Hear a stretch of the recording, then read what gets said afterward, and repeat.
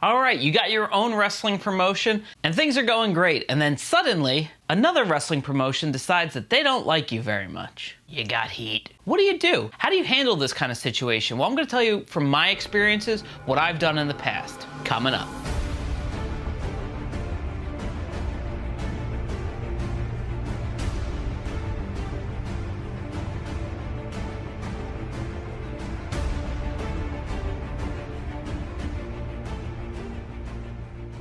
Hey guys, thanks for checking out this video. If you're new here, please consider subscribing below. We put out new videos every single Thursday for 3-Minute Thursday. So how do you handle something like this? You're running your show and everything's going well, and then all of a sudden another promotion decides that they have maybe resentment towards you, and there's heat there. Well, I'm gonna tell you my experience that just happened to me recently. So one of the shows that I run is a charity show. We run this show for some autistic children in the community. And we've been doing it for years. Another promoter who's just starting up, he ran a show in Pennsylvania and drew about 10 people, including some of the wrestlers who were in the crowd. So he came to one of our shows, saw that we were drawing a good crowd, which by the way is no luck. It's through hard work and doing all the right things, many of which you'd find on this channel. But anyway, he saw an easy route. So he talked to our building and basically tried to break our exclusivity. He offered the building, an exorbitant amount of money because obviously it was tax return season. So the nickname in the industry is tax return wrestling. When a new promotion starts conveniently right after the new year when everybody gets their tax returns back. So I can't fault the venue in this situation because they're offered a ton of money and they're just seeing the number value. So they took this booking from this other company. And again, the company came in, they drew about 10 people, maybe less at this point. Apparently this guy had tried to reach out to me, but as you know, if you're on Facebook and you're not friends with somebody, their message goes to like this hidden junk folder, so you would never see it. So I had been told by one of the workers we were using on the show that this guy had tried to reach out to me, so I dug through that junk message and I found it, and it was him offering to work together. So of course I replied back after I found out he had poached our building and said that, hey, poaching a building is not working together. That's the opposite, especially when you're running a show that was 2 weeks before our show. I mean, there's only so many wrestling fans in this particular part of the state that I live in.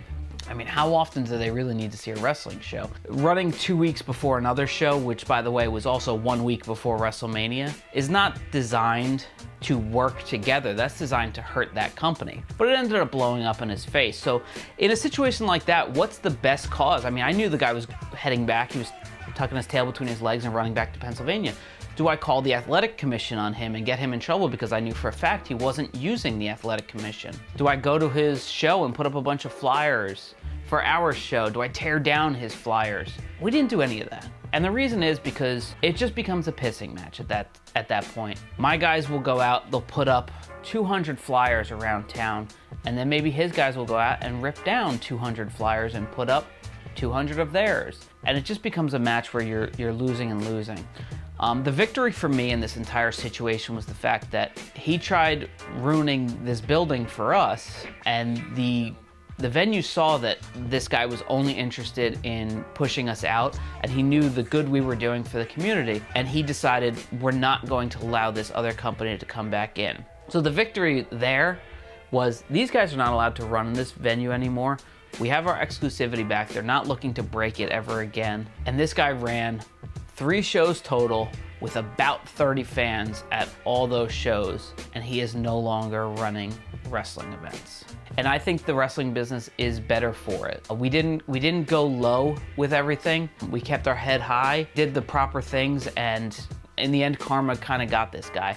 He's not running shows. He spent a lot of money buying a brand new ring, and odds are we'll be able to buy that ring from this guy in 6 months at a reduced rate if we really wanted to. So it's more like being patient, I guess, is your best option. I mean, I've seen I have video of my guys catching other promotions, putting their posters above ours. I mean, there's these shady promotions all over New Jersey that do this kind of stuff, and we just are never those guys. And it's not that we want to play the victim, but we want to be in the right. So when things do go south, we can say, here's what you did, and we did nothing to retaliate. And maybe that's seen as being a pushover, and obviously there is a line. At some point you're gonna have to do something. But if you just keep doing what you're doing and you keep pushing ahead and you put on a good product and you have loyal fans, they will pay you back in dividends. And karma will ultimately get the bad guy, and he will hopefully be out of the wrestling business for good. So that's all for this week. If you like this video, beat the shit out of the like button, and I'll see you next week for 3 Minute Thursday.